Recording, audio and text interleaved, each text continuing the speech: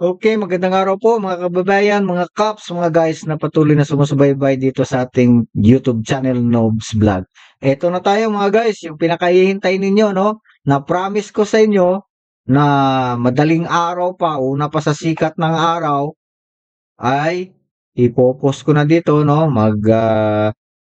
Ipapakita ko na sa inyo kung sino talaga yung mga pinili, pinagkaisahan ng mga Iglesia ni Cristo na iboboto, no, dito sa senatorial race sa pagkasenador, no, sa darating na halalan, May 12, 2025. So, ito guys ha, ah, before yan, sabihin nyo, mag-i-intro na naman ako na mahaba. Ha? Hiksian ko na lang ang intro ko, no? Dami yung mga trolls eh. Naiinis kayo. Alam nyo naman na kailangan natin ng mahabang oras dito para sa mga viewers natin. At least makapanood kayo ng mga 5 minutes bago kayo mag-skip, no? Para ma-record naman doon sa ano namin sa para ma-monetize, no? Para magkaroon naman ng ng kikitain tong YouTube channel namin. Kaya huwag kayong mainis. No? Kung gusto niyo i-scroll ninyo, kaya lang pag i-scroll ninyo, mag-advance kayo, hindi niyo maririnig yung ibang sasabihin namin. Kumbaga mawala kayo sa passing ba, mawala kayo doon sa tema, 'di ba? Oh. Kasi doon sa unang na-post ko na ano, na content ko, doon dami kung babasahin ko 'to, dami talaga nainis daw sa akin. Sa haba ng intro, iniwanan ko na, wala ka ng viewers, sabi niya gano'n sa akin. Pero at least marami namang nakapanood, no? Gano'n 'yun sa mga guys, huwag kayong mainis sa mga tawag dito, sa mga content ko. Kasi unang-una, hindi ako talaga sanay gagawa ng content, hindi kasi ako talaga YouTuber, eh. Kumbaga pinasok ko lang ito unang-una libang-libang lang 'no, libangan lang. Pero hanggang sa eto na nga, nagkaroon tayo ng pagkakataon na, sige gawin na lang natin 'to habang walang ginagawa naman, 'di ba 'no? So ito na siya guys 'no, yung at eto na yung baluta, ito na. Oh, hindi makita kasi naka-chroma key tayo, saka naka-background remover. So ipo-post ko 'to dito pati yung pangalan nila, picture nila 'no, at para panoorin ninyo. Okay, so ito isi-set up ko muna siya ha, para lalabas na dito sa screen natin isa-isa. Huwag lang kayong mainip guys. Manood lang kayo. Walang ads, may ads ba? Wala pa namang ads 'to, eh, kasi bago lang 'di ba? Doon lang naman sa pagbukas ninyo merong ads. So gano'n 'yan siya guys. Kasi merong nagsabi kasi 'no, na na peke 'yan, fake news 'yan. Hindi ako name-make news dito. Meron na talaga akong hawak no nung nag-vlog ako na una. Kaya lang nung gusto ko na sanang pahapyawan kayo, 'di ba sabi ko papyawan ko kayo, papakita ko sana yung sample balot ba. Kaya lang may nag-chat sa akin sa message ko na sabi niya, "Wag mo na Brad, isabay na lang dun sa ibang mga YouTuber natin na mga kasama mga caps para sabay-sabay." Okay, gano'n. Di para meron din mga views yung iba. Actually, maraming views yan, maraming viewers yung iba kong mga kasamang YouTuber dito ng mga caps din, di ba? Ito, naglo-loading na siya guys ha. Tayo nyo na lang ha. Malapit na siya. Kaya sabi ko, hindi ako nami-make news kasi doon sa thumbnail ko nakalagay doon na, oh, ito na yung mga pinili ng mga kandidato ng Iglesia ni Cristo, no, opisyal na pinagkaisa ng Iglesia ni Cristo, ipinamahagi na sa buong bansa. Oh, pinamahagi talaga yun guys kasi buong bansa kasi yung Iglesia ni Cristo. May mga ano diyan, siyempre sa bawat distrito, bawat lokal, 'di ba? Yung distrito, district, yung lokal, yung bayan, oh. So, buong bansa, pinamigay na yan doon galing sentral. Pinadala na buong bansa. Yun yung ibig sabihin nun. Yung kumbaga yung reading comprehension ba no? Tsaka pag pinanood niyo yung content ko, yun talaga ang tinutukoy noon.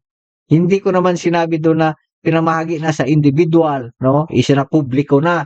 Kung ganun sanang content ay yung ano ko, yung caption ko, pwede niyo kong pagalitan pero sabi kong pinamahagi, maraming paraan kung paano pinamahagi. Di box pa yun ay pinamahagi. Pero yung sa publiko, pamimigay individual, wala pa. Kaya doon nga sa content ko, sinabi ko Friday, di ba? So ito guys, Friday, madaling araw, no? Ginawa ko itong content na ito kagabi pa. Inayos ko na lang. So, saka ko i-play. Kasi kung mag-ano ako, magla-live ako, tulog pa kayo, di ba, no? So, sabi ko nga, wala pa sikat ng araw, i-post ko na siya eh. So, doon naman sa mga lokal, yung lokal mula gobernador, hanggang sa mayor, hanggang sa sangguniang bayan, meron na po yun. Kasi bawat distrito po, no? Doon sa mga nagtatanungan na sabi nila, "Piki yan, ngak-ngak ka lang ng ngak diyan, wala pa ngang tagubilin, nagsabi ka na gano'n." Ganito po yan, papaliwanag ko sa inyo kasi alam ko po kasi ito, eh, 'no? Saka hindi ako nami-make news dito, totoo yan mula do'n sa pinalabas ko sa simula hanggang sa tapos na walang fake news. Mula do'n sa unang mga content ko na video ko, wala akong fake news. May mga batayan, may mga basihan ako na kumukuha ako ng mga tawag diyan, ng mga ginagawa kong clips para maging ebidensya, okey? So, ganito yun siya guys. Depende kasi yan sa namamahala doon sa inyong distrito kung paano niya ipaparating doon sa mga lokal na politiko na pinili, kung paano nila ipaparating, ipapaalam sa kanila impormasyon sa kanila na sila yung napili. Merong paraan na tinitext na lang sila sa cellphone na kayo po yung napili, ganito. So, meron namang iba na grupo pumupunta doon sa distrito at nagpapasalamat, gano'n. Na kumakausap. Gano'n yan siya. Kaya meron na yun, yung araw pa ng ano yata yun, Huwebes, Biyernes, yung last week, meron na yun. Oh, tama yun. Kasi nga ito, panoorin ninyo muna itong isa ko habang naglulod yung ating ano. Ito, panoorin ninyo itong pahayag ni ano ha. Isa itong kandidato na diyan sa Metro Manila, no? Siguro napanood niyo na ito eh. Nasa Facebook ito eh. Na siya yung nagpasalamat siya dahil siya yung pinili, no? Isa siya sa pinili. So ito, wala pa yung post ko, nag-ano na ito siya. Nagpasalamat na ito siya. Ito, totoo, ito siya. Isa siya sa napili. So ito, panoorin niyo guys ha. Hi, magandang tanghali po sa lahat ng viewers at mga manonood na itong aking Facebook live. No? Ako po ay nag-live, particular na personal na makapagpasalamat po sa inyo, ka Eduardo D. Manalo, ang tagapagpamahalang pangkalahatan ng Iglesia ni Cristo sa tulong po ninyo itong darating na halalan. Umasa po kayo, ka Eduardo at mga kapatid natin at ang ating mga mamamayan, mga batang Maynila, lalong-lalo na yung mga lolo't lola ko, mga nanay tatay ko, mga senior citizen, no? I love you, mga senior citizen. At siyempre yung mga batang Maynila. Ka Eduardo at sa ating mga kapatid, pagbubutihan ko po.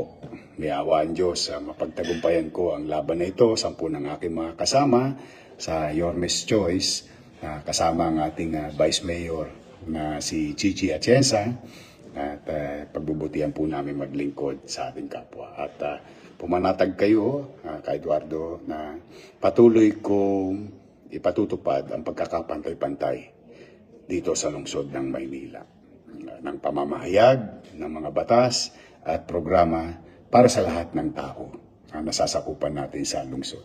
At ganoon din siyempre sa mga mamamayang dumadako sa lungsod ng Maynila upang sila'y mag-aral, maghanap buhay o magtrabaho. At pag-iigihan po natin, muli po nating lilinisin ang lungsod ng Maynila. At siyempre, ibabalik natin ang kapanatagan ng pamumuhay sa Maynila. The peace and order situation, the cleanliness and orderliness of our city, the capital of the country. In our own little way, with your help, to everyone who's watching, we can make Manila great again.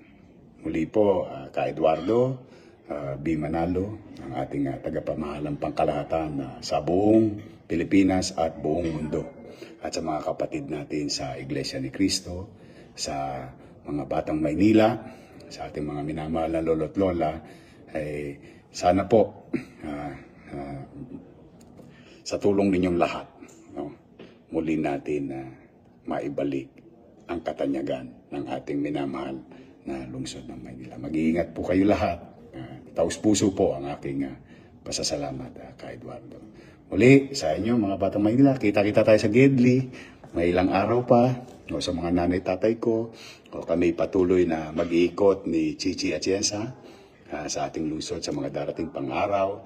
At sa ating namang mga supporters din, maraming salamat sa inyo. Mag-iingat kayo and God bless you all. Muli, see you soon. Manila, God first. Thank you po. So, ayun guys, napanood ninyo, no? So, yan yung sinasabi ko. Sa local kasi mayor yung tinakbuhan niya. So, di ba? Ah, una, no? Nauna siya na nagpasalamat. So, yan po. Ito, susunod na natin yung isa, ha? Okay. Mayor Isko. So, congratulations, Mayor Isko Moreno. Isa ka sa na mapalad na napili ng Iglesia ni Cristo. Okay.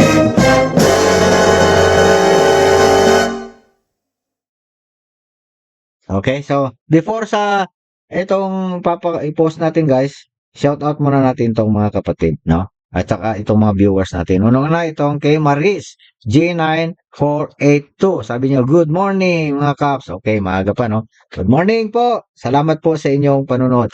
Paki-subscribe po sa channel ko, paki-share na rin po sa mga kasama natin. Mayroon pang isa. Ito, sabi nga ng isa dito, tapos na kami bumoto. Proud INC members. So, ito sa ibang bansa. Doon sa ibang bansa, advance talaga sila doon. Pero alam nyo kung ano yung maganda sa kanila sa ibang bansa, yung pagkikaisa nila. Alam na nila kung sino yung mga iboboto, 'di ba? Napili na Iglesia ni Cristo. So hindi nila isinyer yun dito sa atin o kanino man dahil may tagubilin na kahit sa kamag-anak, huwag muna ninyong i-post sa social media or i-share o ipaalam. Hintayin muna yung hudyat. Ganon yan siya, di ba? So may nakita ba kayong nag-post ng mga kapatid sa social media na ito yung pinili namin, ito yung pinalabas ng mga pangalan? Wala, di ba? So ganun po ka-faithful yung mga kapatid na mga OFWs. Talagang nakikipagkaisa sa pamamahala. Kasi yun naman po ang pinakamahalaga sa ating samahan, sa ating kapatiran. Okay. So ito, shout out din kay Alan Cantillera ng 5915. Tingnan nyo tong sinabi niya dito sa comment niya. Sabi niya, kamatayan man ang kapalit, kung anuman ang napagpasyahan, doon kami. So, yun guys, no? Kasi ito mamaya, makikita ninyo dito sa ipopost ko, dito sa screen ko, kung sino yung mga pinili ng mga kandidato. Di ba? So, makikita nyo dito ngayon. So, yun nga. So, walang samaan ng loob. Ang importante sa atin yung pakikipagkaisa. So, ito kay Mac Trib Rulyota. So, shout out po sa inyo dyan, no? Dito din kay Gigo Nudo 2811. Okay, sabi niya, meron na po sa aming OFW, may pinasyahan na po. Wait na lang po kayo dyan sa Pinas. May bilin po na hahayaan namin ang pamamahala dyan na magsabi sa inyo. Sabi niya, panalo po ang kaisahan, pagsubok at pananampalataya. Yes po, saludo po ako sa iyo, Caps, no? Galing ng iyong comment dito. So, nakaka-inspire, no? Sana ganon lahat ng mga kapatid, no? Ganon ka tapat sa ating pananampalataya. Unang-una doon sa ating pinaglilingkuran. Okay, shoutout din kay Arthur Winshalao. Okay, shoutout din kay Ninita Katapang 6302. Ito, shoutout din kay Auring HC2X7. Kung ano ang mapagkaisahan, yun ang sinusunod namin. Sorry na lang sa mga kamag-anak o kaibigan, INC kami. Okay. Kasi meron po mga politiko na mga kamag-anak din namin. Gaya nga nung unang vlog ko na sinabi ko.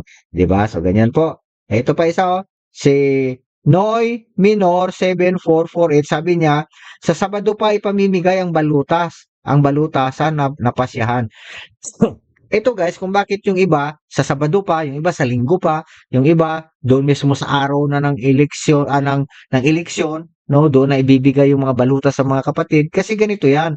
For security reason po 'yan siya, no? Ganito 'yan, sa meron kasing mga lugar na delikado, no? Hindi kontrolado yung mga tao doon, yung mga ugali ng mga tao, no? Yung kaguluhan. Pag maaga pa, pamigay yung mga baluta, lalo pa na kasama yung sa lokal, no? Kumbaga maraming mang-uusig kaagad sa iglesia, yung mga hindi napili, gagawa sila ng mga hindi maganda, no? Imbes na may trabaho pa, wala ng trabaho, imbes na may pabor na, kumbaga ganun ba, yung gagawa ng hindi maganda sa mga iglesia ni Cristo. Kaya mayroong mga late talaga na ipinamimigay yung mga baluta. Kaya katulad doon sa mga comment natin, ninyo sa comment section ko, may mga kapatid din na nagko-comment na ganun. So ganun po yung sitwasyon mga Kaps, no? Kaya late dyan sa inyo dahil nga sa seguridad. Hindi pwedeng ilabas kagad ng maaga kasi kung baka magiging delikado kayo kasi may mga tao talaga hindi nakakaintindi sa ating mga ginagawa. So sana naintindihan niyo yung maiksing paliwanag ko. Alam ko maintindihan niyo 'yan, 'di ba? So ito na tayo guys ha. Okay, pasok na tayo. So magka-countdown lang tayo kasi ano siya, naka-slide show kasi siya. So sisimulan natin doon sa pinaka-umpisa niya para maganda naman. Yan. Okay. So ready na kayo mga guys, mga Kaps? Doon sa mga hindi napili, so better luck next time. Dito naman sa mga napili, so congratulations po sa ating lahat. Okay. Ah, ano pa? Mababa pa to ah. Okay. Next.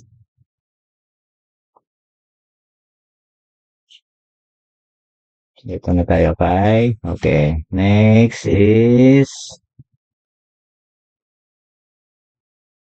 ito na guys. Wait lang, wait lang. Dang, dang, dang, dang. Mahaba yung ano ba, yung gap ng ano ba, ng transition ko ba? Yung fade niya, mahaba. Okay. So, shout out ha, huwag niyo kalimutan yung live ko ha. Yung live ko sa araw ng ano, ng halalan. Monitor tayo. Eh dapat naka-subscribe kayo para ma-update kaagad kayo sa inyong notification bell, no? Okay. So, ito na tayo. 5, 4, 3, 2, 1. So, siyempre, number 1 yan. Number 38, Congressman or Senator candidate Rodante Marcoleta. Okay, huwag kalimutan yan sa inyong baluta guys ha. Okay, caps yan siya. So, malaking may tutulong yan sa atin. Next! Si Bam Aquino. So, number 5 sa baluta, KNP yan. Partido KNP yan siya, di ba? Okay, next. Sinong susunod? Ang mapalad na pinili. Tano number 18 sa balota. So, Nationalista Party po yan siya, di ba? Okay, congratulations, madam. Next, sino ang susunod? Oy, the best actor, di ba? Palakpakan, palakpakan ba? Okay, maraming calls dito, di ba? So, comment lang kayo sa baba, guys, no? So, congratulations, Senator Bong Revilla, number 11 sa balota. Next, ang susunod ay Kalbo, no? Si Senator Bato de la Rosa, number 22 sa balota, no? Okay. Yes, yes, yo, brother. Okay, next naman, siyempre, hindi mawawala ang partner. Ayan. Sigurado yan, Pro Duterte yan, di ba? So, PDP laban. Dalawa na sila, Bato. So, ito si Mr. Malasakit. So, number 1 to. Nag-rank number 1, number 2. Ito yung takbo ng kanyang survey sa ngayon. So, huwag kalimutan. Bongo next. Madam Amy Marcos, magiting, matatag, matapang na babae, walang sinisino, walang kinakatakutan. Presidential sister ito binabatikos niya yung kanyang kapatid, no? So, ito yung pag-asa ng Marcos, no? Okay, so wag kalimutan. Next! Oy, magito! Bago to, batang-bata, mayaman. So, wala na tayong takot, no? Hindi na tayo mangangamba na mangungurakot pa ito. Marami na itong pera, no? Hindi na niya kailangan pera nito. Magsiservisyo na lang ito sa taong bayan. Okay, so yan po muna yung ipapakita natin mga guys, no? Na mga mapalad na pinili, no, ng Iglesia ni Cristo na pinagsumakitan ng mga kapatid sa pamamagitan ng pagsorbe, no, ah pinili ng maayos, no? At sila yung napagpasyahan na tutulungan. So, congratulations po sa inyo. Doon naman sa mga hindi pa napili, no? Ay, hindi napili. So, good luck po then at better luck next time, no? Sa pagpili sa Iglesia ni Cristo. Pero diyan sa pag ano ninyo, pangangampanya ninyo, so good luck po, no? Good luck. Ang maganda lang dito sa mga nauna, itong mga napili na ito, siyempre may mga pondo na sila, 'di ba? So hindi natin sasabihin kung ilan yung talagang registered voters ng Iglesia ni Cristo para hindi naman sasama loob ng mga hindi napili kasi mabigat na po sa alam natin 'yan, no? Mabigat po sa inyong puso, sa inyong damdamin ngayon. Ngayon nakita na ninyo kung sino po yung mga pinili, no? Hindi kayo yung napili. So, mga kaibigan namin kayo, mayroon kayong mga kamag-anak na mga Iglesia ni Cristo, mabait kayo sa mga kapatid sa Iglesia ni Cristo, marami kayong natulungang mga kapatid, 'di ba? Marami kayong pabor na ibinigay sa mga kapatid, pero hindi kayo napili. Napakarami naman po kasi ninyo di po ba? Isipin nyo ilan ba yung bumoto, yung registered applicant, no? Yung listahan ng mga registered na kandidato sa pagkasenador. Nasa 60 plus, no? 66 yata, basta 60 plus. So, 12 lang yung pipiliin. Ngayon, ang napili ng Iglesia ni Cristo is 8 lang, di ba? So, wag mawalan ng pag-asa yung iba kasi hindi natin alam kung ano yung bukas, ano yung susunod na araw, nakapalaran ng buhay natin, di po ba? Oh, kasi meron namang pamamahala sa iglesia na nagpapasya. So, meron pang 4. Kung halimbawa may pagpapasyahan na 4, so, magiging mapalad din po yun sila, di ba? So, sa ngayon po, yan po ang napagpasyahan. Yan po ang naipamahagi na, no? Sa mga distrito. At ngayon naman, sa araw na ito, Biyernes, nagsimula ng ipamahagi sa iba't ibang lugar. Hindi man lahat ng mga lugar ay nagsagawa ng pamamahagi na ngayon, pero karamihan po sa mga distrito ng mga malalaki ay ngayong araw po ng Friday. Okay guys, no? So ayan, comment na kayo sa baba. Reaction, opinion, conclusion, pwede po kayong mag-comment. Huwag po kalimutang i-subscribe ang channel ko doon sa mga di pa nakapag-subscribe kasi yun po yung kailangan namin dito. Mag-comment kayo sa baba, mag-like kayo, reaction, no? At share din po sa iba. Okay, kayo po yung bumubuhay sa mga channel namin. So, gayon po, shout out po sa lahat ng mga manonood natin. Huwag niyong kalimutan yung May 12, magla-live tayo, live coverage tayo, no? Okay, shout out tayo, no? Shout out tayo kay Jerry Pigo 9866. Magandang umaga po sa inyo. Ito pa si Tanta Farm TV. Okay. Good morning po. Ito pa si Araceli Mariano. Good morning po. Totoo po yan. Hindi po nagpapabayad ang INC. Oh, yan. Yung mga kandidato na napili ngayon. Sabihin niyo kung nagbayad ba kayo. Di ba? Para malinaw ba? Kasi maraming mga trolls dyan. Maraming mga vlogger dyan. Sinisiraan ng Iglesia ni Cristo na yung pagpili daw na ginawa sa mga senador. No? Binayadan. No? Milyon-milyon daw. O ayan. Interviewin niyo yan sila. Oh. May tagubilin kasi sa mga politiko na pag merong nanghingi sa inyo kahit ordinaryong kapatid, no, kahit mga bigas lang ang hinihingi diyan sa inyo, iulat ninyo. Ganun yan siya. Ganun po ka-stricto sa Iglesia ni Cristo para maiwasan po yung sinasabi nilang pangbabayad, no, yung nangmumulis diyan ng mga kapatid. Pero wala pong ganun ng mga kapatid. Sa totoo lang po. Balita-balita lang, chismis lang, paninira lang yung sinasabi nilang merong mga ganyan. Siguro kung mayroon man ganyan, yung mga lamig, no? Yung mga hindi totoong iglesia, mga nag-iglesia lang sa pakinabang na dahilan sa hindi magandang motibo o layunin. Okay, so ito pa. Shout out muna sa kay Esteno Balawag. Okay, ito kay si Movis, no? Si Movis QS8DW. Maganda yung comment mo dito. Pero ito na, guys. Ito na, narinig mo siguro yung paliwanag ko. So, maintindihan mo na. Ito nga si ano, natawa sa akin, no, si Roger Garados. Okay? Good morning po sa inyo lahat. Okay. So ito si ADKWK. Sabi niya kapatid, sa Friday pa. So tama po, Friday po. Okay. Meron pang isa, alam ko sa Sunday pa yan malalaman. Meron nga, sabi ko nga kanina, no? Merong mga lugar na Saturday, Sunday, meron pang Monday. Okay, so Edwin Ravago. Okay, na-shoutout na kita. Edwin Ravago, 3680. Sabi niya, malupit ka rin, ha. Kanina sa umpisa mo, bro. Kala ko sasabay ka sa mga, sasablay ka sa paliwanag mo. Doon sa unang vlog ko to, yung unang vlog ko, na sinabi niya. Okay, good morning sa iyo dyan, brother. Okay, si Romel Salvilla. Ayan, official na ngayon, brother. Good morning. Ito, Virginia. 15V. Okay. Ito na, may pasya na, ha. Ito na, ano ko na, na-flash ko na.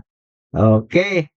So, itong si Arlen Rafana. Sabi niya, dahil bayad. Ano yung bayad? Walang bayad dito, ha? Okay. Okay. Sino pa? Ito, may mga comment dito na iba, pero paulit-ulit na lang. Okay. Ito, sabi nga niya sa akin, fake news daw ako, yung doon sa una kong content, si Richard Rodrigo 817. Sabi niya, fake news yan, wala pa po pinaabot sa mga kaanib. So ngayon, meron na guys, meron na caps, meron na. Okay. Sino pa? Itong isa, yung sabi ko nga na ang haba ng intro ko, sabi niya, ang dami mong daldal, sabihin mo na kung sino ang endorse ng INC. So ito si Madjalenday. Madjalenday, 7218. Ito na ma'am ha. Okay, at least ma'am, nag-view ka. So salamat po sa inyo pong pagpasok sa channel ko. Okay, ambot sa into-into, sabi ni Poldo Maria. Okay, so marami pa. Comment lang kayo sa baba guys para ma-shoutout ko kayo sa susunod na mga vlog ko. Okay, maraming salamat po. Magandang araw po. Congratulations po sa lahat ng mga kandidato na napili mula local, no? Sa national. Okay. At doon naman sa mga hindi napili, so todo pangampanya po. Doble ng effort. At alam ko namang hindi naman kasi sinisiguro natin na yung mga taong napili, tinulungan ng Iglesia ni Cristo ay mananalo lahat, no? Hindi po. Kasi po dito may mga pinili na dahil doon sa katangian, hindi siya dahil sa malakas siya, hindi dahil sa kundi may nakitang maganda na kumbaga sa kanya, no? Ganon yan siya. So, hindi natin sinasabi na pag tinulungan na kayo ng Iglesia ni Cristo ay panalo na kayo. Pangampanya pa rin kayo, huwag kayong magpabaya. Ibuhusan nyo yung buong makakaya ninyo dahil sa ilang araw na lang. Di ba? Okay, so Friday, Saturday, bukas, Saturday, Sunday, Monday. Hindi na yata pwedeng mangampanya sa hanggang bukas na lang yata ang pangampanya niya no? Friday. So, kasi 10 days, 2 days before stop na yung pangampanya no? Baka meron pa mga ma-disqualified dyan ha. Okay, ingat-ingat po. Ingat po tayong lahat. At pagdating nyo sa polling center, pagtapos yung bumoto, uwi na kaagad. Para safety. Salamat po.